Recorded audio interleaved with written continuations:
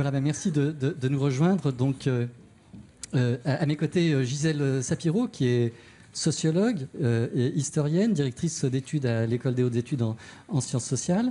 À côté d'elle, Leïla Bakli, qui est chercheuse, on dit spécialiste des printemps arabes. Elle est basée aujourd'hui à Berlin, dans un centre de recherche qui est au centre Marc Bloch à Berlin. Le fameux centre Marc Bloch.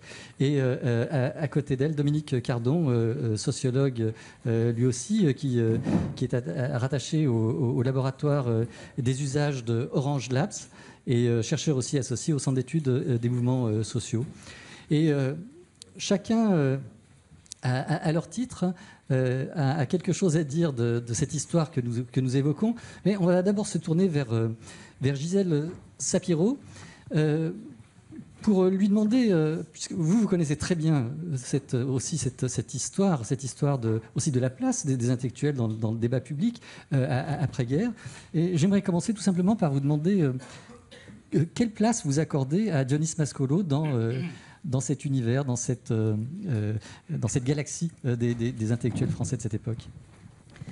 Oui, alors c'est vrai que Dionys Mascolo, c'est un personnage qu'on rencontre dans chaque entreprise subversive de l'époque. C'est assez impressionnant, et toujours de manière très discrète. Il y a son nom dans une suite de noms, mais il est toujours là, il est toujours à l'initiative quasiment de ces entreprises. Ce que je voudrais dire, c'est que bon, l'esprit d'insoumission qu'il incarne, c'est aussi un héritage de la résistance. Hein. Le premier texte que Sartre publie en 1944, dans les lettres françaises, c'est « Jamais nous n'avons été plus libres que sous l'occupation allemande ». Et cette liberté, c'était quoi? C'était le pouvoir de dire non. Et cette opposition, ce principe d'opposition, c'est ce qui va définir l'esprit de révolte. Hein. Camus a aussi écrit « L'homme révolté ». Donc on voit que c'était vraiment l'esprit d'une époque marquée par la résistance, qui voulait dire l'entrée en illégalité, c'est-à-dire c'est la différence entre un combat légal et un combat clandestin dont la résistance avait marqué la légitimité, en fait. Alors, ce qui est intéressant, c'est que la figure de Dionys Mascolo, elle incarne plusieurs des tensions, des paradoxes ou des transformations de l'engagement des intellectuels à cette époque. Tout d'abord, il y a une tension chez lui entre... bon, on peut dire que déjà, il se situe dans ce qui est en train de se structurer comme l'historien Philippe Gautreau appelait le champ politique radical, c'est-à-dire qu'il existait une gauche déjà critique du communisme avant la guerre, mais après la guerre, elle s'organise, elle se structure, et c'est la genèse un peu de cette gauche extra-parlementaire, on peut dire, qui va vraiment émerger dans les années 60. Donc il était...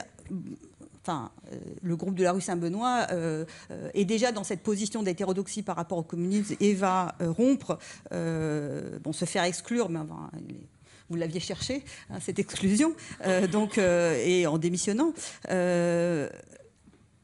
Par le besoin, en fait, qui est celui de l'intellectuel, de dire ce qu'il a à dire. Hein. Donc là, il y a une confrontation entre des logiques. Mais ce qui est intéressant, c'est la tension chez lui entre deux modes d'action, en fait, des intellectuels. Le mode d'action un peu traditionnel institué par l'affaire Dreyfus, c'est-à-dire l'engagement collectif des intellectuels à travers l'organisation de groupements, de pétitions, de signatures collectives, c'est-à-dire le recours au capital symbolique collectif du groupe pour légitimer des causes universelles.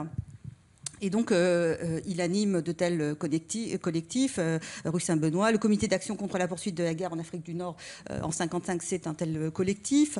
D'ailleurs, dans une lettre à André Mandouze, à ce propos, il évoque l'affaire Dreyfus, hein, c'est sa référence, et évidemment le manifeste des 121 que vous avez évoqué.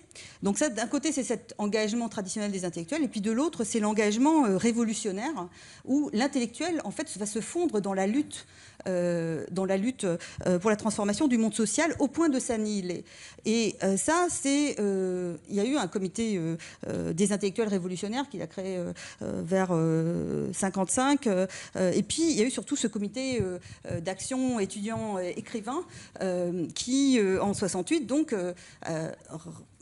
revendique l'anonymat pourtant bon, il y avait des grandes figures, hein, Duras, Antelme et Mascolo, revendiquent l'anonymat comme mode de mobilisation, et ils vont se trouver en opposition avec les jeunes écrivains qui s'organisent en union des écrivains, qui occupent l'hôtel de Massin et qui revendiquent la reconnaissance du statut d'écrivain, la question du prolétariat intellectuel. Enfin, c'est pas formulé de cette manière-là à l'époque, mais la reconnaissance des conditions matérielles difficiles des écrivains.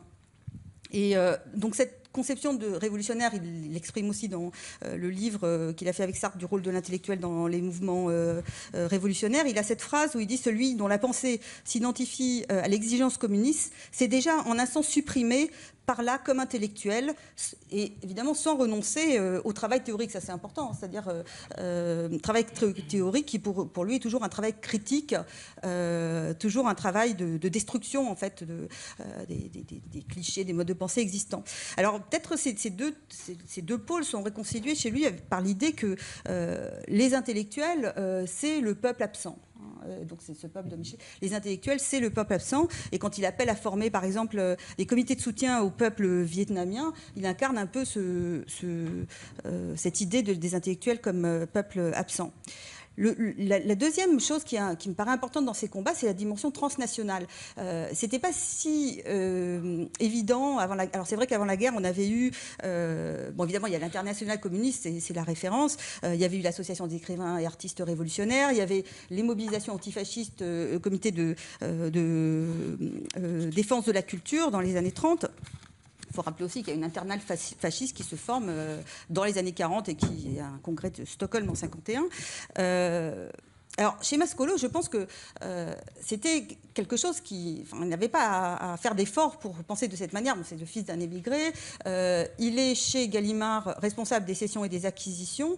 Donc, il s'occupe des relations internationales. Il aura ce projet de revue internationale qui a échoué. Et c'est très intéressant de comprendre les raisons de cet échec qui sont très fortement liées à la manière dont la pensée est tellement... comment dire, inscrite dans des traditions nationales. Donc, par exemple, quand il parle de silence et tout ça, les Italiens, ça leur évoque un groupe chrétien. Enfin, donc les références ne sont pas du tout les mêmes. Et ça échoue sur un problème de communication sur des concepts. Mais enfin, l'initiative, donc, c'était avec Victorini, avec Enzensberger, avec des grands noms de l'époque. Et c'est vrai que lui, il était en contact permanent avec ces écrivains dans son travail chez Gallimard. Et c'est une activité d'ailleurs qui est moins connue et qui me paraît. Enfin, il se trouve que j'ai consulté les archives Gallimard et j'ai vu Mascolo partout, enfin, sur les questions de traduction.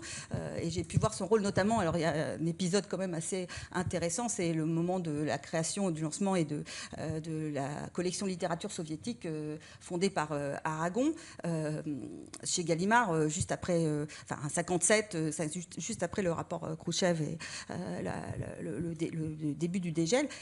Et alors, il y a une tension très forte parce que Aragon veut monopoliser les relations avec l'agence artistique et littéraire.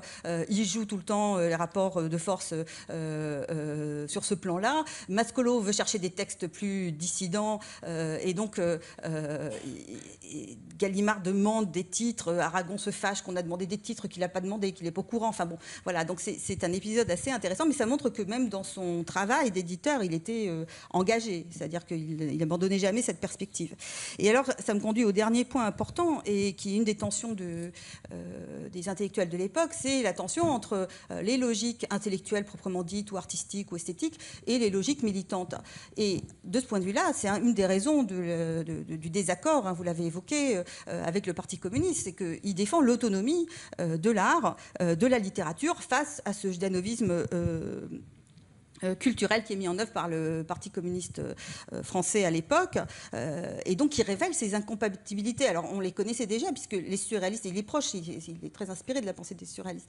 Donc les surréalistes, en 27, ils ont tenu quelques mois seulement au Parti communiste, ils sont partis, sauf Aragon qui est resté, pour des raisons qu'on ne va pas développer ce soir, mais parce qu'il y avait une incompatibilité, en fait, entre les surréalistes voulaient faire la révolution par la poésie, et pas soumettre la poésie à des dictats politiques, à des mots d'ordre.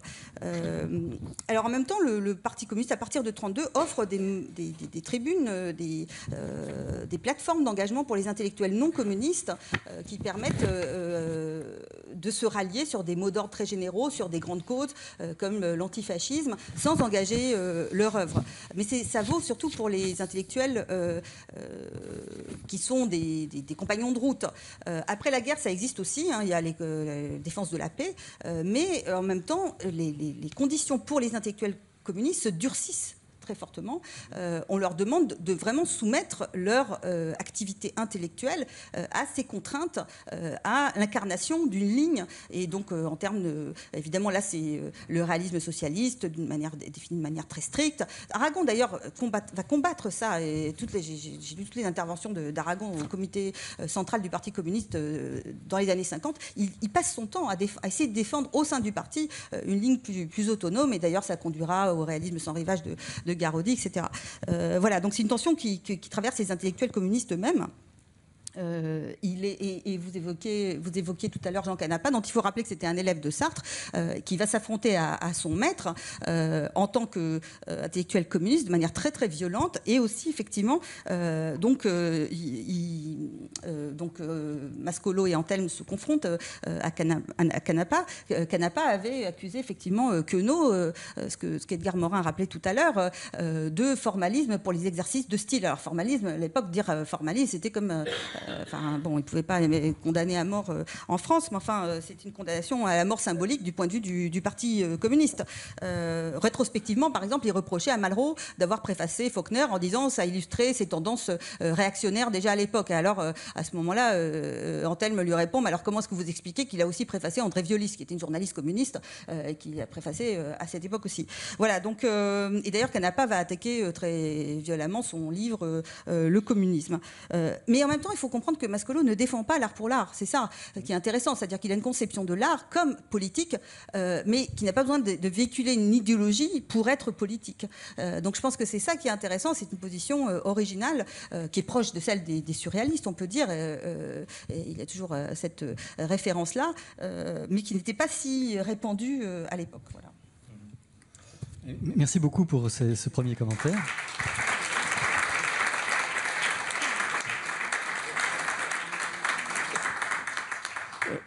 Mascolo avait d'ailleurs une phrase sibylline. Il disait « Si je devais décliner mon identité, je dirais que je suis communiste. » Et il ajoutait, c'est ça qui est sibyllin, « et ceci n'est pas politique. » Hein ? Donc vous voyez la complexité un peu de sa pensée et de sa position. Alors vous évoquiez le rapport aussi avec les artistes, mais ça, Edgar, tu pourrais aussi en parler, parce qu'il y avait beaucoup d'artistes qui passaient rue Saint-Benoît. En breton, bien sûr, mais Jacques Tati, Soulages. Et d'ailleurs, moi j'ai eu la chance de consulter les éléments de préparation, parce qu'il fallait éditer ces textes, vous voyez, cette déclaration sur le droit à la soumission. Enfin, ces textes, il fallait les imprimer, donc ça coûtait un petit peu d'argent. Donc la méthode, c'était de demander à ceux qui en avaient un peu de l'argent de bien vouloir cotiser pour permettre, voilà. Et alors, il demandait, par exemple, à des peintres, je sais pas, à Talcott, au jeune Soulages. Soulages était un jeune homme à l'époque, et à d'autres de bien vouloir contribuer pour financer tout ça. Parce que ces jeunes gens, il faut rappeler que vous étiez très jeune à l'époque, n'étaient pas très argentés, donc il fallait qu'ils se débrouillent comme ils le pouvaient. Et puis, j'allais me tourner aussi vers Edgar pour que tu dises un mot de ça, parce que ce pouvoir d'intimidation du Parti communiste, du communisme soviétique, au fond, toi, tu t'en es... Tu t'es soigné, tu as fait ta propre auto-analyse en publiant, en 58, un autocritique, hein, et où tu évoques d'ailleurs tout ce parcours et toute cette aventure. Oui, il y avait un despotisme d'Aragon sur le monde intellectuel, et qui, avec Elsa Triolet, qui, moi, m'avait dès le début révulsé, parce que j'avais été une fois au Comité national des écrivains, et c'était une atmosphère de cours, un peu grotesque. C'était Elsa Triolet disait à un jeune écrivain, vous avez beaucoup de talent. Enfin, c'était quelque chose qui faisait sous-préfecture, mais magnifié à l'échelle évidemment du monde communiste. Moi, j'étais qu'une seule fois, puis il est évident que Dionys était tout à fait en dehors de ce système-là. Alors, Aragon s'est opposé violemment à nous quand on a fait la contestation culturelle. D'ailleurs, si je me réfère à cette séance où Laurent Casanova avait dit qu'est-ce que c'est que cet Italien qui vient nous donner le son français, Aragon éprouvait le besoin de dire, ce que tout le monde avait compris, mais c'est le camarade Casanova que vise en ce moment le camarade Morin. Donc il éprouvait le besoin d'en rajouter et il a toujours éprouvé le besoin de défendre l'orthodoxie du parti contre nous. La grande conversion d'Aragon s'est faite à l'époque du rapport Khrouchtchev. Et d'ailleurs, le paradoxe, c'est que c'était le Saint-Triolet qui a poussé Aragon dans le parti, et plus que de ça, a joué ce rôle qu'il a joué. Et quand ils sont revenus de ce voyage, à l'époque où les langues s'ouvraient, d'ailleurs elle savait tout, puisque ça, il y avait Baïakovski, il y avait sa sœur. Mais enfin, elle a dit, là-bas, c'est pire que le fascisme. Mais en privé, bien entendu. Et il faut dire que Aragon, un peu aussi sous l'influence de Dex, enfin, quand Dex a été rédacteur en chef des lettres françaises, il a commencé à défendre la littérature des semi-dissidents et tout ça. Mais c'est un étrange personnage qui a joué un rôle tout à fait négatif pour nous, en tout cas. En tout cas, autre chose, c'est vrai que c'était Marguerite, au repas de Marguerite, c'est là où j'ai rencontré Merleau-Ponty, c'est là où il n'y a pas seulement Tati, mais Lacan, Bataille. C'est-à-dire qu'il y avait tout un univers littéraire que j'ai découvert, moi, dans ce milieu, que connaissait aussi bien Dionys, aussi par ses fonctions chez Gallimard, que Marguerite. Et donc, c'était un monde très, très, très, très, très riche, très vivant, dans lequel ils étaient veillés. Et je vous remercie beaucoup d'avoir évoqué d'ailleurs cette entreprise, cet échec en même temps, hein, de Dionys Mascolo, qui a tenté donc de monter cette revue internationale qui s'appelait Il Menabo, mais qui a connu un seul exemplaire.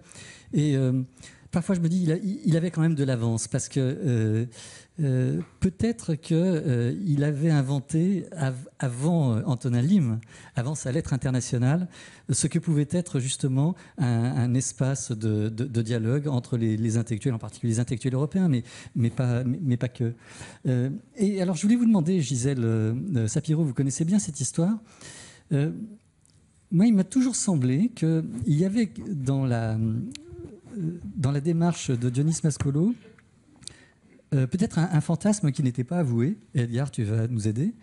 Un fantasme qui n'était pas avoué, qui était peut-être d'aller vers la constitution d'une sorte de parti d'intellectuels. Est-ce que vous voyez ça dans sa démarche ? Il y avait une tentative à l'époque très concrète qui était celle du Rassemblement démocratique révolutionnaire de Sartre et de David Rousset. Je pense qu'il était plutôt, mais je pense qu'Edgar Morin sera mieux dire que moi, mais plutôt critique de cette entreprise. Si on le lit entre les lignes, je pense qu'il n'était pas convaincu par ça. Mais c'est le moment où vous étiez encore au Parti communiste, et donc je ne suis pas sûre que ce soit justement cette tension que j'évoquais entre le rôle des intellectuels. Finalement, l'intellectuel n'existe que si, communiste ne peut exister que si ça annihile comme intellectuel. Donc je ne suis pas sûre que c'était ça. Oui, d'ailleurs, le RDR a eu une durée très, très courte, très provisoire. Il était fondé sur une conjonction qui n'était pas faite pour durer entre Sartre et David Rousset. Et nous étions très sceptiques par rapport à ça, pour des bonnes, mais aussi pour des mauvaises raisons, parce que c'était une initiative qui se faisait en dehors du parti, mais en réalité, c'était une histoire ça n'a même pas pu être un parti intellectuel, et ça s'est dissous très, très, très, très vite. C'est-à-dire, je pense que Dionys ne pensait pas au mot parti, comme parti intellectuel. Mais je pense dans ce qu'il a fait, il a toujours voulu que les intellectuels puissent intervenir de la façon la plus radicale dans les grands événements historiques qui se passaient. Ça, c'est sûr. Et justement, parce qu'il a écrit un papier, je crois qu'il s'intitulait « Le rôle propre des intellectuels dans le mouvement révolutionnaire hein, », quelque chose comme ça. Alors donc, voilà, lui mettait beaucoup en avant ce rôle des intellectuels depuis, et si on regarde voilà, la presse des 10 ou 20 dernières années, on lit régulièrement des papiers qui évoquent le prétendu silence des intellectuels. D'abord, est-ce que c'est si vrai que cela? Est-ce qu'ils sont silencieux, les intellectuels, aujourd'hui? Je ne pense vraiment pas qu'ils sont silencieux. Je pense qu'il y a énormément d'entreprises collectives qui sont complètement passées sous silence par la presse, effectivement, parce qu'il n'y a pas dedans de très grands noms qu'on puisse mettre en avant. Moi, je sais que Pierre Bourdieu, qui a d'ailleurs avait aussi, il y avait la revue Libère, et puis il y avait cette tentative de constituer un corporatif. À la fin des règles de l'art, il y a un texte qui s'appelle « Pour un corporatif de l'universel », où il appelle à la constitution d'un collectif d'intellectuels pour défendre certaines valeurs, certains principes, et aussi l'autonomie des intellectuels et du travail intellectuel dans les conditions qui sont faites actuellement, notamment économiques, mais aussi politiques. Et je sais que quand il a créé Raison d'agir, la collection de livres et aussi l'association, il essayait toujours de faire passer dans la presse des papiers collectifs, et chaque fois on essayait de ramener à son nom unique. Donc il a dû se battre pour faire avoir des signatures de plusieurs personnes. Donc je pense que cette logique médiatique qui réduit le rôle des intellectuels à cette singularité qui ne correspond plus à la division du travail intellectuel. On peut voir l'émergence, développement, et d'ailleurs la revue Argument, enfin Edgar Morin était au centre de ce basculement vers les sciences sociales, le rôle croissant des sciences sociales dans cet engagement intellectuel. Je pense que les sciences sociales, il y a beaucoup de sciences sociales très engagées, on le voit, mais elles ne prennent pas forcément les formes qu'on avait vues auparavant. C'est-à-dire qu'il y a un travail critique qui est fait par la recherche. Bon, c'est vrai qu'il y a aussi un peu une censure qui s'exerce sur le monde académique, et qu'il n'est pas toujours recommandé à des jeunes chercheurs de trop mettre en avant leur opinion, parce que ça pourrait discréditer leur travail. Donc il y a aussi des tensions. Mais si on lit bien ces travaux, il y a énormément de travaux critiques, beaucoup plus qu'on en avait, des travaux de fond, comme ceux que Bourdieu avait entrepris en Algérie. Plutôt que de jouer à l'intellectuel révolutionnaire, lui, il voulait comprendre ce qui se passait là-bas, les conditions réelles dans lesquelles vivait le peuple algérien, et qu'est-ce que c'était que l'imposition du capitalisme de l'extérieur de manière forcée par la colonisation, et qu'est-ce que ça faisait à ce peuple. Donc je pense que voilà, il y a Savoir Agir, enfin il y a plein de groupements qui existent aujourd'hui, et d'ailleurs bon, il y a des intellectuels qui sont autour de Nuit debout, il y a Frédéric Lordon, enfin on peut citer aussi le rôle de Thomas Piketty à un autre niveau ces dernières années. Donc c'est totalement faux de dire ça. Simplement, disons que les intellectuels n'ont plus cette ambition universaliste. Il y a une sorte de... Foucault avait évoqué cette notion de l'intellectuel spécifique qui n'intervient. C'était contre Sartre. Sartre, c'était l'intellectuel qui intervient sur tous les domaines, qui parle de tout, y compris de ce qu'il ne connaît pas. Foucault, lui, s'était vraiment recentré sur cette idée de l'intellectuel spécifique, et Bourdieu, lui, a formulé la notion d'intellectuel collectif. L'intellectuel collectif, c'est l'idée c'est la prise en compte de la division du travail intellectuel, et du fait qu'on peut intervenir vraiment que de manière collective, pas seulement pour accumuler le capital symbolique des signatures, mais du point de vue des connaissances que cela peut apporter. Alors, Dominique Cardon et Leïla Bakli, vous n'êtes pas des historiens ou des spécialistes de l'histoire des intellectuels. Leïla, oui, pardon. Mais en tout cas, vous regardez de façon un peu plus globale les mouvements contestataires qui peuvent s'exprimer à travers, alors éventuellement à travers la toile, à travers Internet, c'est le travail que Dominique Cardon a particulièrement mené, ou dans le monde de façon beaucoup plus diverse. Et Leïla Bakli a observé de nombreux mouvements justement contestataires. Est-ce que ces mouvements incarnent ce que l'on appelle là dans ce débat l'esprit d'insoumission? Est-ce qu'ils sont portés, accompagnés par des intellectuels, ou est-ce qu'ils sont plus l'expression de ce que l'on appellerait, je sais pas, la société civile? Comment vous interprétez d'abord au plan mondial, puisque vous, Leïla, vous avez observé de nombreux mouvements dans des pays extrêmement divers de la planète. C'est la façon dont ils s'exprimaient, dont ils revendiquaient, dont ils ils manifestaient cet esprit de vigilance. Voilà, comment ces mouvements apparaissent et par qui sont-ils portés? Alors, d'abord, je vais essayer de parler de ce que je connais le mieux, ce qui est quand même le plus simple.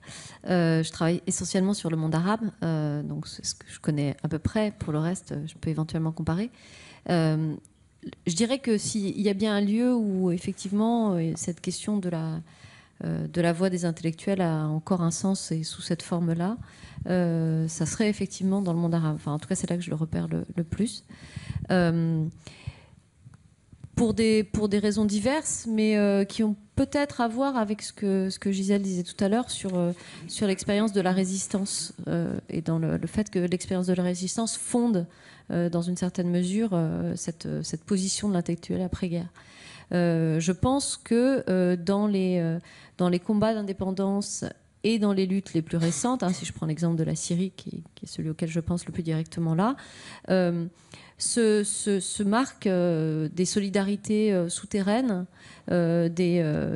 effectivement un travail de l'anonymat, mais aussi une quête de quelque chose qui ferait témoignage et qui porterait la voix d'un mouvement qui ne peut pas se dire, ou qui a été, disons, en partie emprisonné, réduit au silence, etc. Donc dans des pays, enfin je nommerais comme ça l'Irak, la Syrie, l'Égypte, c'est des pays où les intellectuels sont, disons, encore des intellectuels, disons, de ce type-là, où il y a des voix vraiment qui se distinguent et qui sont reconnus comme tels, dans lesquels les gens se reconnaissent, enfin, donc qui portent, et puis aussi avec cette encore souvent des affiliations partitaires très très fortes, mais tout ça et dans une période de bascule aussi depuis les révolutions, enfin depuis avant les révolutions, mais enfin ça apparaît beaucoup avec les révolutions, où disons de nouvelles formes, disons d'expression, y compris intellectuelle, surgissent. Alors avec des supports différents, une volonté d'être plus collectif et d'être plus anonyme. De travailler des identités, de jouer sur les identités de manière beaucoup plus fluide, et de mélanger, alors c'est ce que tu disais aussi, le travail intellectuel avec l'élan révolutionnaire, c'est-à-dire de se fondre dans ce qu'est la révolution, y compris avec des poètes qui suivent et qui écrivent pour les révoltes sans y mettre leur signature forcément. Souvent, d'ailleurs, et c'est toujours vrai, malheureusement, les intellectuels et les artistes, dans les pays où il n'y a pas un minimum de règles démocratiques, peuvent être poursuivis, pourchassés, tués. Ça a été le cas dans l'Algérie des années 80, c'est le cas plus récemment. Et on voit que la culture est une cible particulière des mouvements totalitaires. Edgar Morin évoquait le communisme soviétique, mais on pourrait évoquer d'autres situations tout à fait actuelles. Oui, j'ai été frappée en entendant Edgar Morin de voir le jeu avec le risque, en fait, qui, à mon avis, est une des conditions de possibilité de ce monde intellectuel où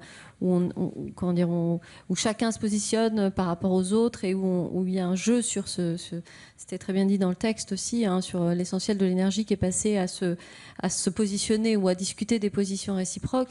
C'est vrai que dans des conditions où le risque est beaucoup plus vital, les choses sont peut-être pas exactement les mêmes, et effectivement on rentre dans un univers qui est plus proche de celui de la résistance pour ce qui a été l'expérience française.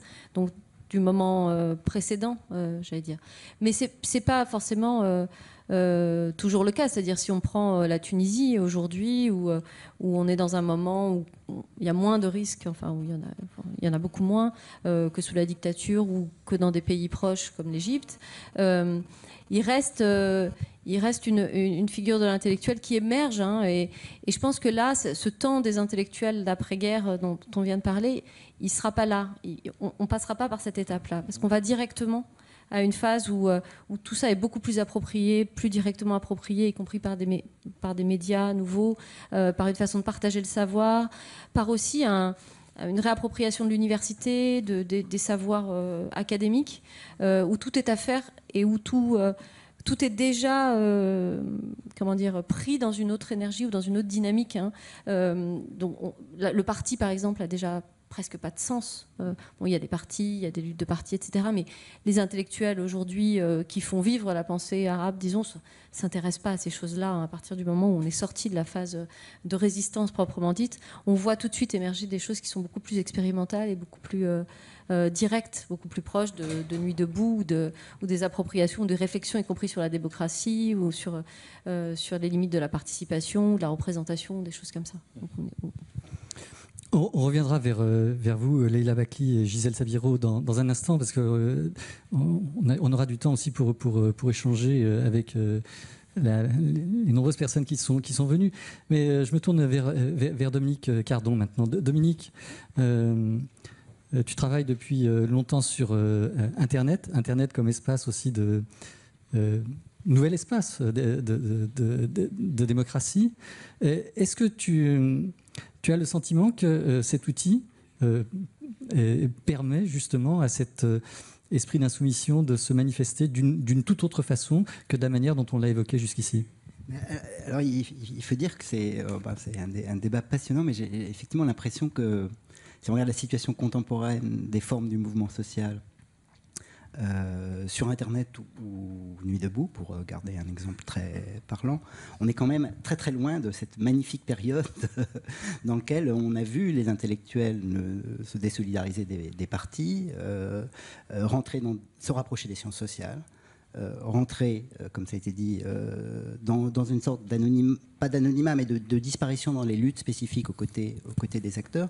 Et finalement, quand on regarde les formes, moi ce que j'ai beaucoup regardé, c'est effectivement la manière dont l'apparition des possibilités offertes par le numérique et en résonance avec des transformations des formes du mouvement social qui sont apparues, mettons, à la charnière des années 90-2000, ont constitué des formes qui se sont couplées l'une à l'autre avec une sorte de cycle qui s'est mis en place et dans lequel on a quand même un centre de gravité de la forme du mouvement et de la relation avec... Alors je ne sais pas s'il faut dire les intellectuels, parce que c'est beaucoup de choses, les intellectuels, mais enfin avec le discours théorique, avec la proposition de programme, avec la forme penseur, etc., a profondément changé, je crois. Et donc c'est ça qui me semble intéressant. Ça ne veut pas du tout dire que le discours intellectuel a disparu, mais je pense qu'il joue de façon très très différente. D'abord parce que, bon, alors, c'est pas avec le numérique, il ne faudrait jamais commencer une phrase avec le numérique. Enfin bon, dans la naissance d'Internet, on a vu apparaître une forme... Alors, communauté, et une communauté qui était effectivement dans l'idée de la dissidence, hein, elle est très très liée à la contre-culture américaine des années 80-90, avec l'idée de sortir de la société pour la refaire. Hein. Il y avait cette rêverie qui a accompagné l'imaginaire d'Internet, qui était de sortir d'un monde dans lequel la domination, le sexisme, le racisme s'exprimaient, la société fordiste, etc., pour essayer de refaire une communauté sur d'autres bases. Ça donnait lieu à des formes politiques assez parfois subversives, dissidentes, pas toujours, hein, mais parfois aussi à des formes politiques assez originales qu'on a vu émerger fréquemment. Et moi, il me semble que c'est très lié à des transformations du mouvement social dans lequel l'attachement partidaire ou syndical ne s'est pas atténué, mais il s'est multiplié. Et moi, je pense beaucoup au mouvement que tu connais bien aussi, altermondialiste, c'est-à-dire qu'on avait on a une forme qui s'est mise en place, et il me semble qu'elle est assez proche de ce qui s'est joué avec Internet, c'est-à-dire l'idée qu'on crée des collectifs aux frontières floues et sans mettre les idées, ou le programme, ou la substance, et du coup aussi l'intellectuel, au cœur de ce qui réunit, parce qu'on essaie de réunir des diversités. Et du coup, dans un forum social altermondialiste, on avait plein de références intellectuelles, ils sont très présents, hein, plein de penseurs, mais absolument différents et dissidents, ce que n'aurait jamais admis le monde de la rue Saint-Benoît, de mettre ensemble des gens qui portaient des pensées aussi radicalement différentes. Donc il y a l'idée de faire un collectif avec les diversités, il y a l'idée de ne pas représenter, et de ne pas confier à des porte-paroles, et puis il y a cette idée de fabriquer une sorte de consensus entre les individus. Alors moi, il me semble que cette forme-là, qui est une forme qu'on retrouve beaucoup sur Internet, qui a motivé beaucoup de communautés, de formes politiques, de collectifs de l'Internet, et puis les grandes communautés de l'Internet, Wikipédia, le logiciel libre, et ces choses comme ça, elle s'est radicalisée, enfin, elle s'est peut-être que radicalisée, pas le bon mot, mais elle a porté ici un point de radicalité dans les nouveaux mouvements qui sont apparus, Indignés, Occupy, Nuit debout aujourd'hui, de faire des collectifs avec des individus pour lesquels le fait même de donner son appartenance organisationnelle devient un problème. On est d'abord des sujets et des individus, et c'est en tant que sujet et individu qu'on participe à l'assemblée des discussions, en donnant un droit égal à tous, et avec un respect, un attachement, et finalement, c'est même, je crois, le cœur de l'expérience, une expérience de l'égalité dans laquelle chacun, quel que soit son identité, sa condition et son appartenance, son militantisme, etc., aura le même droit d'expression. Et donc ces formes-là sont étonnantes. Elles sont, je crois qu'elles traversent maintenant le monde avec des différences culturelles et des rapports à la politique qui sont très très différents dans chaque endroit où ces mouvements déplacent ont lieu. Mais ce qui est au cœur de l'expérience, c'est qu'elle est procédurale. Elle n'est pas liée à un contenu théorique, programmatique, substantiel fort, puisqu'on essaye de respecter la diversité de ces affaires. Du coup, la question très centrale que je me pose, c'est les intellectuels n'y sont pas présents. Ils subissent le même sort que les partis politiques. Ils sont présents dans une autre forme. Et alors moi, je dirais, et c'est là qui joue de façon très forte, c'est que c'est des formes procédurales qui opèrent sur un bruit de fond. Et ils fabriquent le bruit de fond. Et ce bruit de fond, il est très important. Le bruit de fond, c'est de dire, on est ensemble, on est égalitaire, on met en place des procédures, on fait des commissions, on va réformer la Constitution, on va inventer des programmes d'action spécifiques. Mais il y a quelque chose qui nous réunit autour et qui est un bruit de fond. C'était un autre monde est possible pour les altermondialistes. C'était nous sommes les 99% pour Occupy. Nous valons mieux que ça aujourd'hui. C'est-à-dire, en fait, c'est une sorte de mise en commun des subjectivités et de l'idée qu'il y a une subjectivité collective qui est produite par des transformations, des rapports sociaux, des formes de domination, du rapport à l'argent, à la consommation, enfin à plein d'éléments. Et ça, tout le travail que peuvent faire les intellectuels, soit de façon très spécifique pour décrire ces transformations des conditions de vie, des rapports sociaux, etc., nourrissent l'expérience de sujets, mais qui, quand ils sont ensemble dans ces mouvements... Je m'excuse. Quand ils sont ensemble dans le mouvement, en revanche, ont de grandes difficultés, on l'a vu récemment avec Frédéric Lordon pour Nuit debout, à donner une influence, en tout cas au mouvement, si l'idée même était de donner une influence au mouvement, parce qu'il est dans cet esprit de la procédure et de la discussion, avec une sorte de loi absolue de l'égalité qui s'est mise en place. Alors, Dominique Cardon évoquait ces mouvements qui aujourd'hui se manifestent une forme d'esprit de résistance, si c'est pas trop osé d'utiliser cette expression. Eliar, je reviens vers toi parce que toi, tu tenais absolument à ce que nous évoquions aujourd'hui, en parlant de l'esprit d'insoumission tel que Dionys a pu le représenter. Tu tenais à ce que l'on évoque ces mouvements aussi de jeunes d'aujourd'hui, qui ne s'organisent pas de la même façon, à la façon dont vous vous organisiez, mais qui, au fond, essaient aussi de faire avancer quelque chose de la même cause que celle que vous essayez de faire avancer. Au fond, faire reculer les injustices ou dénoncer les injustices. Comment tu interprètes ces mouvements en observant justement leur place dans l'histoire contemporaine ? Bon, je trouve que la première chose, c'est que dans notre histoire, peut-être dès le 19e siècle, mais au 20e siècle, disons,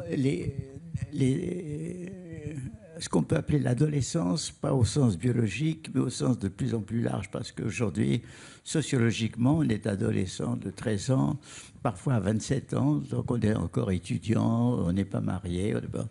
Enfin... Je dirais que cet âge juvénile qui se trouve entre le cocon de l'enfance, qui n'est plus protégé par la famille, et qui n'est pas intégré dans la société adulte, elle éprouve très souvent à la fois une aspiration à une autre vie qui n'est pas celle que montre le monde normal, adulte, et une révolte. Je dirais que, en fait, déjà dans les mouvements de 1830-48, c'était la jeunesse qui était la plus active, et dont notre résistance à nous, sous la guerre, l'occupation, on peut dire que nos responsables principaux, ils avaient 27, 28 ans, et nous, on avait entre 20 et 23, 24 ans. Enfin, je veux dire que la résistance était un mouvement de jeunesse dans un... Bon. Et mai 68 a été, je crois, très exemplaire parce que créé d'abord de façon spontanée par un petit groupe à Nanterre le 22 mars, un petit groupe libertaire, assez influencé d'ailleurs par socialisme ou barbarie, enfin libertaire. C'était cette aspiration juvénile qui s'est manifestée, une autre vie, plus de communauté et plus d'autonomie à la fois. C'était des aspirations anthropologiques qui s'endorment dès qu'on arrive à l'âge adulte, sauf exception comme Dionys. Bon. Et donc, c'est pas aussi... On voit que sous d'autres formes, ce qu'ont été Los Indignados en Espagne, ce qu'était Occupy Wall Street, ce mouvement qui n'a pas eu lieu en France, parce qu'à l'époque où il a voulu se faire, il y a eu quelques tentes qui se sont dressées à la Défense, mais Sarkozy les a aussitôt fait démolir. C'est-à-dire, Sarkozy a réussi à écraser dans l'œuf un mouvement qui peut-être se serait développé à l'époque. Et la chose intéressante, c'est que Nuit debout, d'une certaine façon, exprime cela. C'est-à-dire que, évidemment, il y a la précarité, il y a la loi Myriam qui va sortir, il y a le film Merci Patron, qui est un film magnifique, parce que ce film-là a réveillé quelque chose, mais qui est toujours latent. Je pense que dans... Alors, moi j'étais aussi un peu inquiet, parce que pour la première fois, on avait vu à l'occasion de la manifestation contre le mariage pour tous, qu'il y avait déjà une partie de l'adolescence, de la jeunesse, qui était plutôt... se portait de ce côté-là, comme du Front National. Bon, c'est possible que ça continue, mais jusqu'à présent, le mouvement... Et alors, moi, je pense aussi qu'existe en France, de façon extrêmement dispersée, avant même les Nuits debout, toute une série d'initiatives qui se manifestent aussi bien par le mouvement convivialiste, qui est lointainement inspiré par la pensée d'Ivan Illich, mais enfin qui aspire à une vie plus fraternelle, plus solidaire, plus amicale, comme ça. Il y a l'économie sociale et solidaire, qui aussi veut ressusciter, ou plutôt créer à nouveau, relancer tout ce qui est mutuel et coopératif. Il y a les colibris, qui sont un mouvement aussi fraternaliste qui est issu de Pierre Rabhi, l'écologiste. Et vous avez d'innombrables initiatives comme le jardinage urbain, les écoquartiers, des mouvements spontanés. C'est-à-dire, ce que je trouve d'important, c'est qu'il y a aujourd'hui l'élément, disons, qui s'est progressivement amplifié, c'est une hégémonie totale du calcul, de la finance, de l'argent, de l'anonymat, et ceci d'une façon, d'abord, le monde de comprendre notre monde pour la politique, c'est le calcul. c'est les sondages d'opinion, c'est le taux de croissance, c'est le PIB, enfin, c'est toutes ces choses. Ils ne voient le monde que par le calcul, c'est-à-dire par tout ce qui est inhumain. Aujourd'hui, le pouvoir de ce qu'on appelle les lobbies, c'est-à-dire en fait le lobby financier, est énorme sur les ministères, par exemple, une décision de protéger les abeilles contre certains pesticides n'arrive pas à franchir la loi. La décision même de ralentir le nucléaire s'est trouvée barrée par la pression du lobby nucléaire, qui n'est pas seulement officiel, mais il y a d'énormes intérêts derrière. Jamais le pouvoir de l'argent n'a été aussi omniprésent, énorme, etc. Et il y a une réaction. Alors, la réaction, elle se fait comment? Parce qu'on crée des oasis. Déjà, nous avons nos propres oasis, qui sont nos oasis d'amitié, de fraternité, de camaraderie, de famille, etc. Mais on essaye de créer des oasis un peu plus amples, comme ça. Je pensais à Rabi, je pense à Philippe Desbrosses, qui a un oasis écologique en Sologne. Enfin, il y a différents endroits. On essaye de vivre un peu autrement. On essaye de vivre. Il y a tout ce qui est covoiturage, co-ceci, co-cela, de coopérer. C'est-à-dire il y a une résistance spontanée mais dispersée contre cette tentative de nous robotiser, enfin, à appliquer la mécanique abstraite sur nos vies, hein, de penser que c'est ça l'organisation, et qui triomphe évidemment maintenant dans beaucoup de firmes et de sociétés qui créent le burn-out, etc. Parce que tout ce qui opprimait et aliénait dans le passé les ouvriers d'usine, l'OS, n'est-ce pas, hein, maintenant ça joue dans les bureaux et avec une robotisation. Donc moi je pense que des forces naissent et existent dans notre société. Elles sont multiples, de résister à ça. Bien entendu, il n'y a aucune pensée qui vienne confédérer et donner un sens, une voix, en disant voilà, c'est-à-dire on sent obscurément que la voie que suit notre société et plus largement notre civilisation est une voie qui non seulement est oppressive, est une voie dangereuse. On voit que la dégradation de la biosphère, la multiplication des armes nucléaires, les dangers multiples des fanatismes, on voit très bien que cette machine de la mondialisation, qui a des aspects ambivalents, qui a eu des aspects positifs dans certains cas, mais a des aspects de plus en plus catastrophiques pour l'humanité. Et contre ça, il n'y a que l'idéologie très limitée et euphorique de la transhumanité, mais effectivement.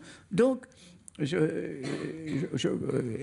pense qu'ici, le vrai problème, c'est qu'il n'y a pas une pensée qui permette de dire voilà une autre voie, annoncer une autre voie.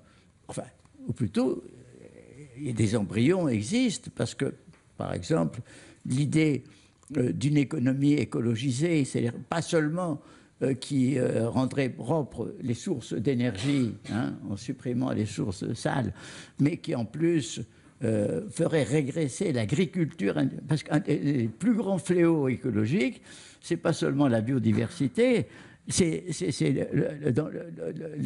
la monoculture industrialisée mondiale avec tous les pesticides et tous les engrais chimiques, et l'élevage industrialisé qui donne des produits standards, ainsi de suite. Enfin, partout, il commence à y avoir une réaction sur le plan de la consommation, ne serait-ce que, même de façon illusoire, on cherche des produits bio, etc. Autrement dit, il y a quelque chose qui veut sourdre.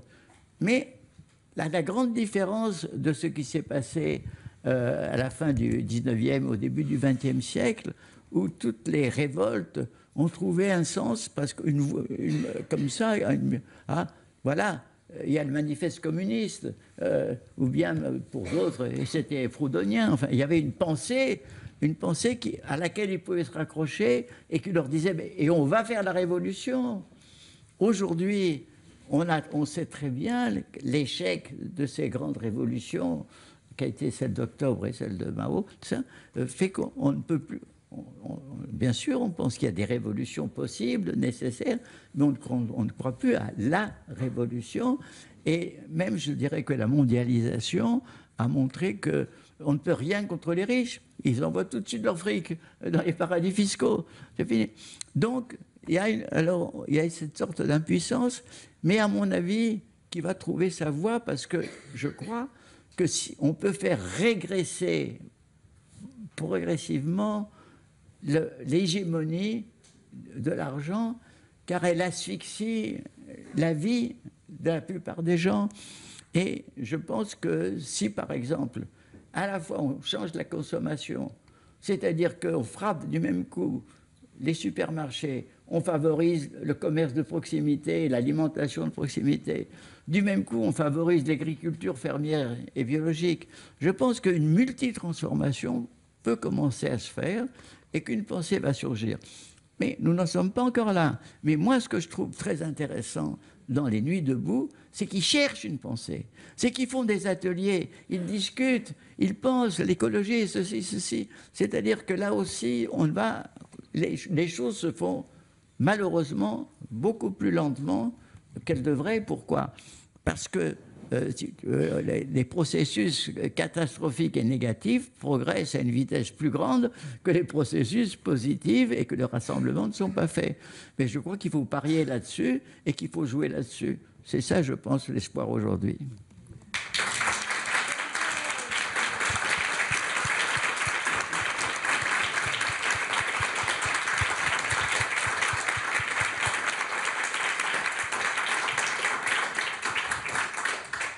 Alors, Leïla, je ne vous demanderai pas, mais si, je peux aussi vous demander de vous exprimer sur cette vision globale de l'esprit de résistance que vient de présenter Eliar. Mais comment vous considérez justement ce mouvement Nuit debout par rapport à d'autres mouvements que vous avez pu observer ? Comment vous l'interprétez ? Est-ce à la façon d'Eliar Morin ? Vous auriez dû me demander ce que je pensais. C'est plus simple pour moi de réagir à ce qui vient d'être dit que de m'exprimer simplement sur le mouvement Nuit debout. Il y a deux choses qui me gênent, mais c'est pas simplement ça. C'est-à-dire que il y a d'abord cette idée de sève et de jeunesse à laquelle je résiste parce que comme M. Edgar Morin le sait bien, une partie de la jeunesse porte sa sève bien ailleurs que du côté de la transformation révolutionnaire progressiste aujourd'hui. Et que, de fait, dans les mouvements de jeunesse auxquels on assiste aujourd'hui comme hier, il y a des choses qui changent. Et c'est pas simplement le modèle théorique qu'on a ou l'arsenal révolutionnaire qu'on a à disposition qui détermine un mouvement. On parlait tout à l'heure des mouvements altermondialistes. Ils ont été une expression de la contestation d'un ordre néolibéral à un certain moment. Ils ont effectivement contribué peut-être à inventer quelque chose. Ce que je constate moi aujourd'hui et depuis une quinzaine d'années, disons, et depuis, disons, ce qui a été la fin de ce qu'on a appelé le mouvement la queue de comète du mouvement altermondialiste, c'est que les conditions dans lesquelles s'exerce cette révolte se sont durcies terriblement. On peut pas voir juste là des choses émerger, il y a ci, il y a ci, il y a ça. Tous ces mouvements sont extrêmement réprimés, y compris ceux qui sauvent les abeilles, y compris toutes ces choses très jolies avec des colibris et des oiseaux. On est vraiment dans un temps où j'ai tendance à penser que effectivement Nuit debout est un terrain d'expérimentation, mais on le voit, on l'a vu pas plus tard qu'hier et qu'avant-hier et que dans le mois qui vient de passer, une répression très forte de ce mouvement et une jeunesse qui accède à la politique. Alors il n'y a pas que des jeunes, je voulais revenir là-dessus sur la Nuit debout, mais une jeunesse qui accède à la politique dans des conditions de violence que moi et que d'autres n'ont pas connues. Enfin, il faut se figurer ça, que vous, évidemment, vous avez connu, puisque c'était un autre temps, mais que depuis, disons, la fin des mouvements anticoloniaux, depuis Sharon, etc., moi, je pense que ce que j'entends dans la bouche des jeunes aujourd'hui, c'est quand même une rage qui a un nom et qui s'exprime et qui porte des uniformes et qui est très, très clairement incarnée par l'État. Et quelque chose que je n'ai pas... Je reviens à ce que je disais tout à l'heure, j'étais frappée sur ce jeu avec le risque des intellectuels, etc., qui était un jeu politique dans lequel oui, on a une sorte d'agora, on peut jouer avec ça. Là, il y a quelque chose de différent. Il y a dans le même temps, simultanément, effectivement, une expérimentation politique extrêmement pacifiste, très très expérimentale, qui veut trouver de nouvelles choses, etc., et qui cherche à tenir des places pour ça. Mais dans le même temps, dès qu'elle sort de ces places, dès qu'il y a des mouvements, etc., ils sont dans des contextes extrêmement violents, avec des peines, avec des arrestations, avec quand même une violence physique, y compris, qui se durcit. Ce qui veut dire peut-être que ces mouvements en arrivent à menacer l'ordre établi de telle manière qu'il doit réagir, et qui n'est pas simplement... il n'y a pas que l'évasion fiscale qui est trouvée comme réponse, mais bien un ordre. Mais c'est aussi ce qui accompagne toutes les lois sécuritaires qui se sont installées les unes après les autres, et qui donc font... Je pense des confrontations, enfin des images telles qu'on les voit aujourd'hui. On les a connues à Gênes en 2001, mais moi ça me rappelle aussi des images d'archives, de manifestations pendant la guerre d'Algérie ou de choses comme ça, où on course les manifestants. Donc c'était juste. Et l'autre chose que je voulais dire, c'est que ces mouvements ne sont pas que des mouvements de jeunesse, parce que justement ils sont très pris dans des situations sociales de détresse et de difficultés sociales, et qui sont très accompagnés. Quand on va à Nuit debout, c'est immédiatement frappant. Moi, je suis très frappée de voir que tout le monde dit qu'il y a des jeunes. Il y a des jeunes. Il y a quand même aussi beaucoup de gens qui ne sont pas jeunes. Et ils sont là, dans cette individuation de chacun, il y a aussi ça. Il y a aussi des générations, il y a aussi un mélange qui n'est pas uniquement un mouvement de jeunesse, et qui n'est vraiment pas du tout uniquement un mouvement de jeunesse. Merci. Alors, j'ai du mal à vous voir, mais je vais voilà. Mais peut-être que la parole pourrait être donnée du côté de la salle, qu'on pourrait prendre des remarques, des réflexions ou des questions, et en tout cas un premier groupe, pourquoi pas, d'intervention, pour que vous puissiez témoigner, réagir sur ce qui vient d'être dit depuis maintenant 2 heures que nous sommes ensemble. Je vois un bras se lever au fond.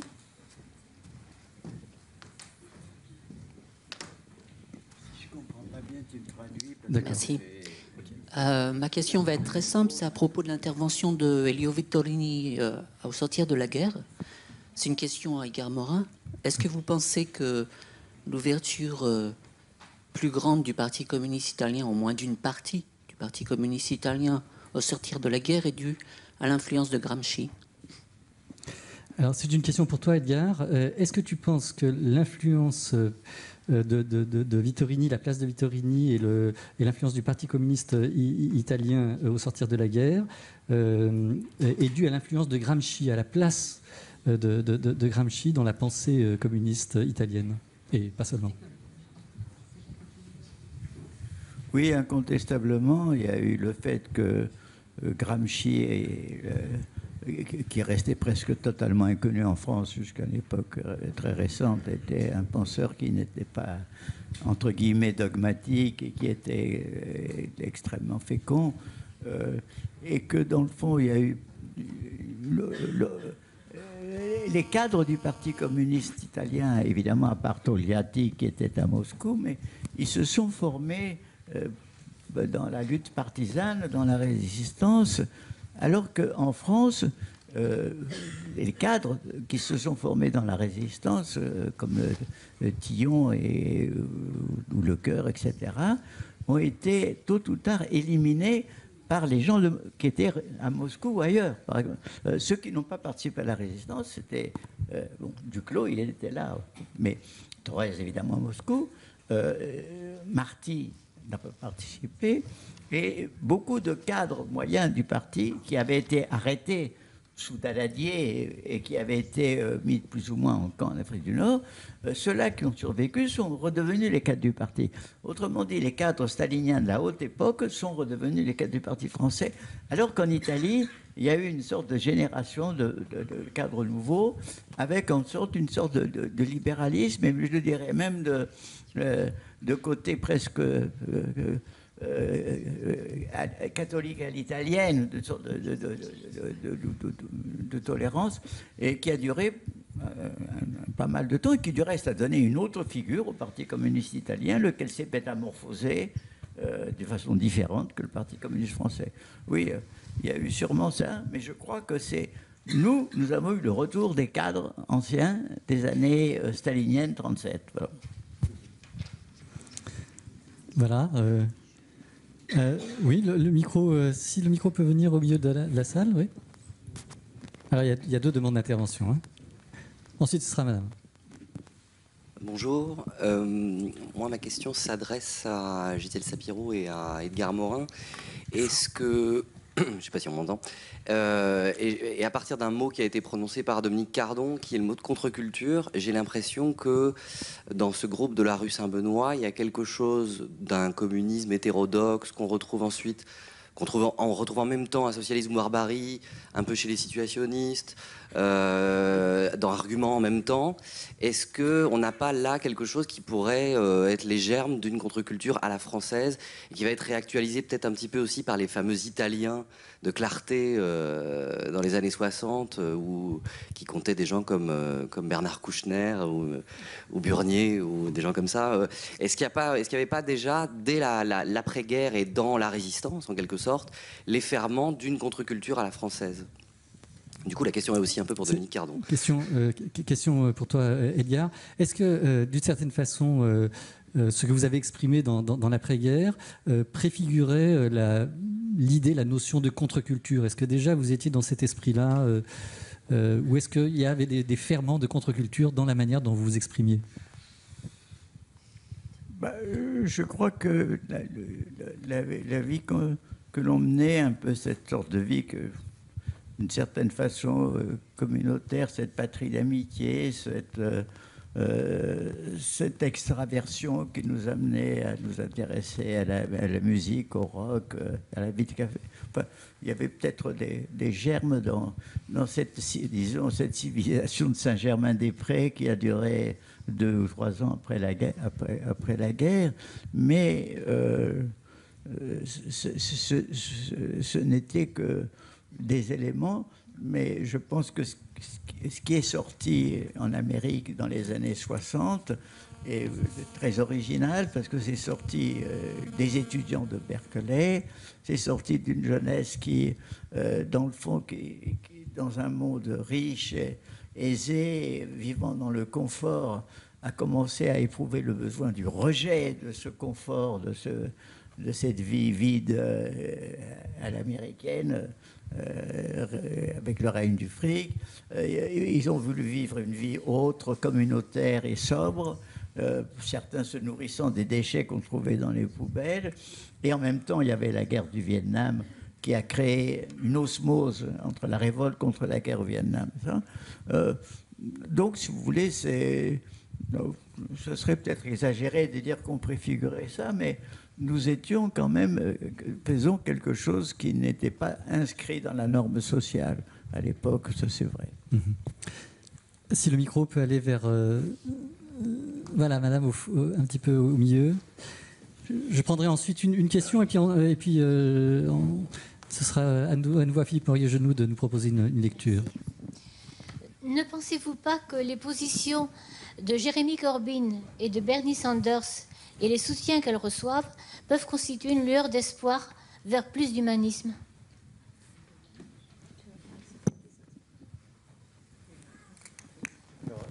C'est une question qui peut s'adresser. Est-ce que les uns les autres, vous avez des éléments de réponse à la question? Est-ce que c'est une question sur Jeremy Corbyn et Bernie Sanders? Est-ce qu'ils représentent, est-ce qu'ils incarnent un nouvel espoir? Moi, je veux bien dire, mais de toute façon, improbable un mot. Pour moi, à titre personnel, oui. Mais surtout, pour revenir sur un point de débat qui s'est constitué, c'est que moi, je pense, dans ce qu'a très bien dit Edgar Morin tout à l'heure, sur ces nouvelles apparitions de formes d'expérience. Et moi, j'insiste beaucoup sur l'idée d'expérience. Il y a quand même, par rapport à la situation de l'après-guerre évoquée, il y a un déplacement du centre de gravité des luttes politiques qui sont moins adressées vers le centre, vers le parti, vers l'idée révolutionnaire, vers la prise de pouvoir et vers des formes d'expérience qui vont se jouer de façon beaucoup plus locale, de façon beaucoup plus territorialisée, sur des réseaux affinitaires, sur des formes de coopération qui peuvent parfois être internationales d'ailleurs, hein, mais sur quelque chose où l'obsession, en tout cas de l'État et de son contrôle et finalement aussi de la forme politique représentative soit centrale. Et moi, il me semble que dans toutes ces expériences-là, il il y a quelque chose qui se joue dans les mouvements actuels, évoqués, des places, des indignés, etc., et qui ont ensuite des effets de bord. Parce que le reproche qu'on leur fait, c'est qu'on leur demande quel est votre programme politique. Hein, dites-nous. Alors, et dites-nous vraiment quel est votre programme politique. Alors précisément, c'est une mosaïque en constitution d'expériences très différentes, nourries par des intellectuels et des pensées très très différentes qui sont en coordination. Mais elles ont quand même des effets de bord ensuite sur le centre. Hein, et je pense que si on veut regarder aux États-Unis, alors je connais mal la situation, mais si on lit un petit peu les commentaires qui sont faits, toute la campagne de Bernie Sanders, c'est en fait, d'une certaine manière, en partie et en partie seulement, hein, c'est pas la cause unique, mais un effet de bord conséquent de Occupy Wall Street. Hein, et que finalement, cette idée que ça a aussi déplacé, à la fois dans l'expérience de ceux qui l'ont pratiqué, mais aussi dans les cadres et les représentations de l'espace politique des Américains, l'idée qu'on pouvait déplacer un peu des curseurs politiques qui étaient quand même se ramenaient très fortement vers une polarité centrale, et rend possible, enfin transforme les conditions de possibilité de la campagne, même si elle risque d'échouer, de Bernie Sanders. Merci.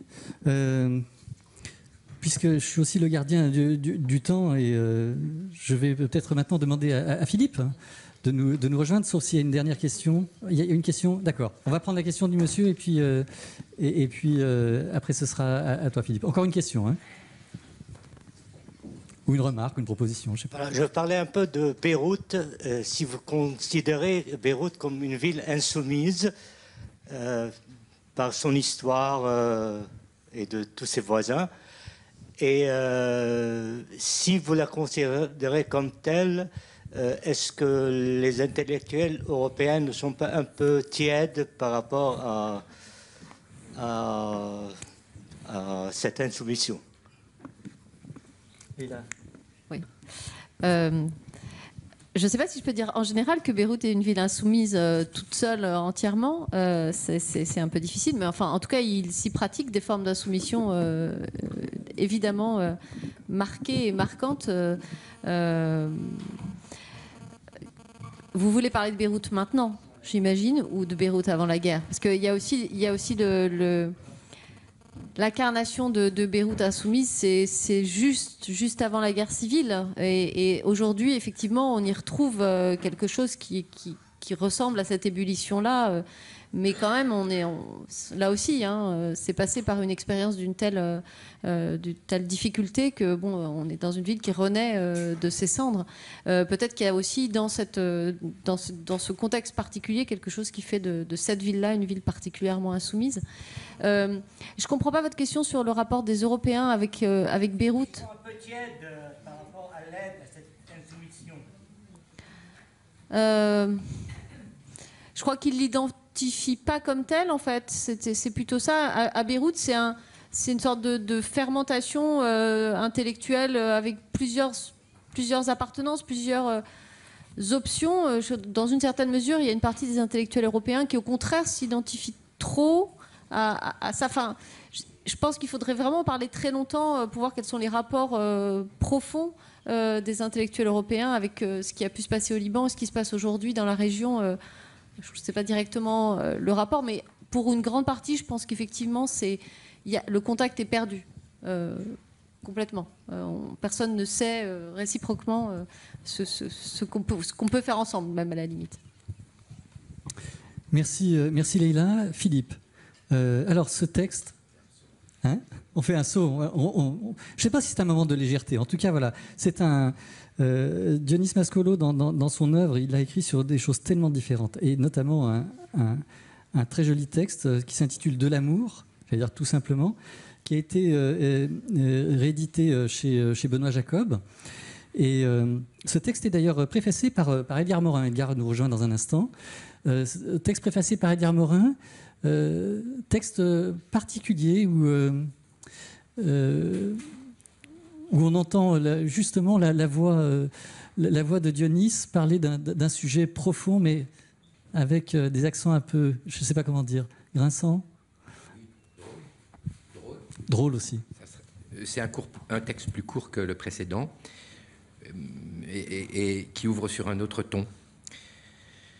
De quelques antidotes, du fatal. On va attendre que Edgar nous rejoigne. Bon.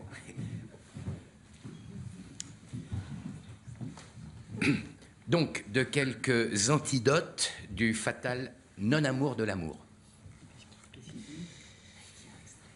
Enfin, il n'est bien entendu pas question de proposer quelques résolutions que ce soit de la contradiction qui marque le projet amoureux. Mais les antidotes de ces misères qui tendent à rendre l'amour impossible et pour le penseur impensable existent aussi. Enfin, il y aurait tendresse, par exemple, qui tempère la rudesse du désir et fait baisser les armes aux chasseurs, aux guerriers conquérants, aussi bien qu'à Pentésilée, qu'il lui arrive d'avoir en face de lui. Tendresse capable ensuite d'ouvrir, si elle ne stagne pas, à la complicité sans gloire ni remords, déjà marquée d'innocence, qui mènera peut-être à l'amitié. Mais tendresse toujours fragile, suspecte pour la noblesse même qu'elle apporte, d'attiédir le désir premier. Voilà, alors il y a encore amitié. Amitié qui va peut-être permettre à la fin au plaisir partagé de s'étendre au partage de pensées. Amitié qui, à peine conçue, a le mérite sans égal d'effacer de l'être aimé toute trace du fantôme dont il se doublait tout d'abord, selon les fantaisies nées de la peur d'aimer. Peur à peu près universelle, on le sait, enfin surtout masculine, hein, si l'on en croit les témoignages. Mais seuls des hommes témoignaient, et à laquelle la littérature des romans noirs, en écho à de très anciens mythes, a donné forme réaliste. Disons la Sphinx, la Gorgone ou Méduse, Judith ou Salomé. Mais amitié sera elle aussi quelquefois ressentie comme dangereusement émolliente. Ne mettrait-elle pas au second rang la passion? Enfin, il y a aussi estime comme antidote, qui ajoute à l'amitié même de la conviction. Estime, par exemple, est seule capable de redonner à l'être aimé la dignité que lui fait perdre l'animalité, où l'acte amoureux le réduit. Vue très naïve, mais inévitable, et secrètement dégradante, en effet, que celle de l'amour qui se fait dans la proximité du cloaque, mot de bataille, ou avec des organes excrémentiels de Baudelaire encore. Le désir, le plaisir de faire perdre conscience ne sont susceptibles de plénitude que si j'aime d'estime cette conscience. Provoquer sa défaite ne me séduit que parce que je la sais être en éveil, en exigence et même en défense. Mais estime, à son tour, serait parfois soupçonnée de retirer du relief au rapprochement, enfin de le dédramatiser. Déception pressentie de la fin des combats, il y aurait en effet comme une menace de paix. Après quoi, estime et amitié-tendresse, mêlées, pourront donner lieu à ce qui est peut-être l'une des façons les plus heureuses pour le couple de s'accomplir, et qui est la faculté d'aimer ensemble les mêmes choses du monde. Mais cela même, ne plus faire qu'un devant le monde, peut nourrir une tristesse spécifique. Les temps où c'était à la découverte de l'un de l'autre que l'on se livrait, eh bien ces temps, ils sont passés. Enfin, l'espèce de casuistique ainsi engagée serait évidemment à n'en pas finir. On l'abrégera donc, non sans avoir fait un sort spécial, à compassion, qui ajoute à ce qui précède une indispensable note. Compassion. Ce mot, à première vue, peut choquer. Mais il désigne l'unique antidote des sécrétions de ce petit venin de mépris que produisent tant de pensées d'entreveille et sommeil, ces sensations d'âme qui affleurent à peine à la conscience ou qui restent tout à fait confinées dans la pénombre, où elles continuent néanmoins de travailler. L'une des moins basses serait un murmure où compassion et mépris coïncident encore, comme « Tu m'aimes comment? Ne serais-je pas ému de ta misère? Ô déchéance, que tu ne puisses te passer du néant que je suis. » Ou compassion et mépris, donc, coïncident encore, Bribe de vérité cruelle, certes, mais qu'il faudrait justement tenter de ne pas refouler. Il conviendra plutôt d'étendre à l'autre ses clairvoyances furtives et de s'aviser qu'il doit de son côté en être au même point, visiter des mêmes demi-pensées. La compassion réciproque, indemne de mépris, trouve là sa naissance. C'est une tension complexe, quadruple même, si l'on compte bien, puisqu'il faut pour en venir là que chacun se soit d'abord pris lui-même en pitié. Et cela ne peut plus choquer que les amants expéditifs ou présomptueux, soucieux avant tout d'artificiel sublime. La compassion seule préserve du mépris qui persiste autrement, à l'état endémique jusque dans l'admiration de principe. De plus, compatir, n'est nullement exclusif d'admirer. En toute rigueur, on n'a donc guère le choix. C'est admiration, compassion, quelque difficile à admettre qu'elle soit, contre admiration, mépris, donnée plus immédiate. Alors on ne saurait trop insister sur ce point.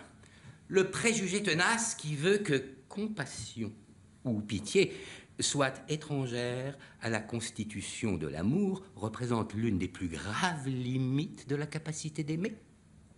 Il met déjà en doute indirectement qu'amitié et estime soient des dimensions de l'amour. Plus radicalement, ce refus de la compassion qui prétend préserver l'amour de la désacralisation qui en résulterait est une expression du seul souci de soi. Alors, compassion, comme on vient de dire, suppose en effet que l'on se soit premièrement pris en pitié soi-même. Et cela n'épargne personne. Diviniser l'autre prend alors tout son sens. Par la simple raison que je suis un autre pour l'autre. Alors le diviniser, c'est de quelque façon m'attendre à être divinisé en retour. On ne serait pas loin alors de jouer en toute bonne foi une comédie d'âme à âme qui évoque une grande comédie du passé, dont elle n'est peut-être qu'une réminiscence. Comédie qui est celle du Dieu, très justement nommé Dieu d'amour. Ce Dieu d'amour qui aime tellement les hommes et a tellement besoin d'être aimé d'eux qu'il punit d'éternels supplices ceux qui n'auront pas su l'aimer assez. En bonne théologie, l'amour de l'âme pour Dieu est une partie de l'amour infini que Dieu a pour soi-même.